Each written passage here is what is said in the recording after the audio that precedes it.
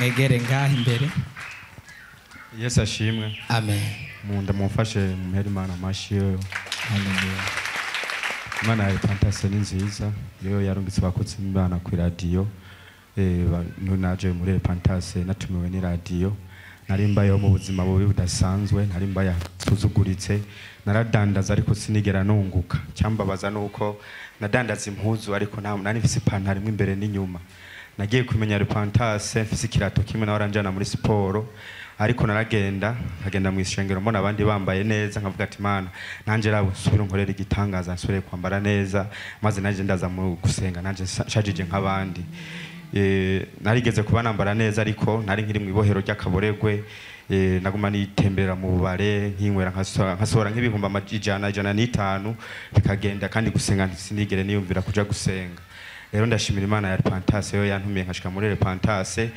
Aho hantu nari mbaye hasuzuguritse, Imana yarahankuye, ubu yarandoheje ahomba, kandi byambaye ko banteye giturumbuka bavuga ati aho hantu turahakeneye. Nanje uwo munsi ndahava ngiye gutembera, mbwa nari maze kwizera Imana ya Repentance, cyangwa gutembera umugezi namubwira ati burya rojewe hantu mbabara hanyirukanye, nari ndahabaye imyaka 4 ntariha.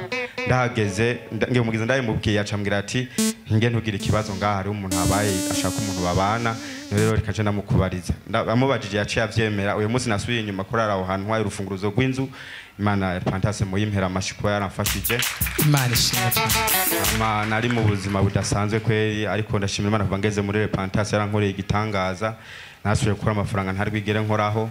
Ikindi shimira Imana muri ako kantu mwakumvise yasubiye gukora ku mafaranga atari bwigera akorako.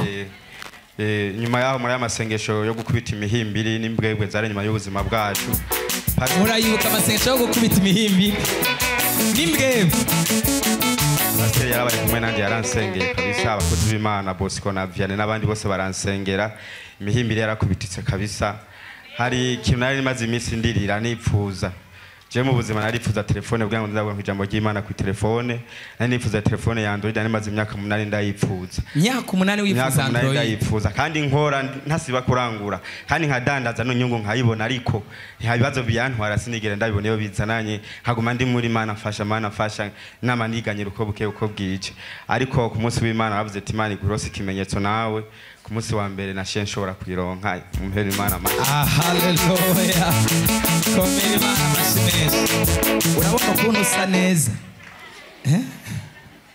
Nikuri mumfashe mumpera Imana amashi. Ivy'Imana ikora ni byinshi, kandi bimbabaje ni byinshi. Mukomeze ko muza musengera. Hari masezerano Imana yasezeranije ngaha. Umuntu usengere kugira ngo ndonke imbaraga zo kwamanibuka kusenga uko buke uko bwije, kugira ngo Imana ise ku masezerano nanje abahora bari abagenzi bari barampevye umuryango nta gikundiro na Imana. Ivyo yakoze nivyo bikomeye gusumba ibindi. Nabado umugisha uri mu nzira, ivyiza biracari imbere. Komera Imana amashyi menshi cyane. Bashobora gusubira mu kibanza.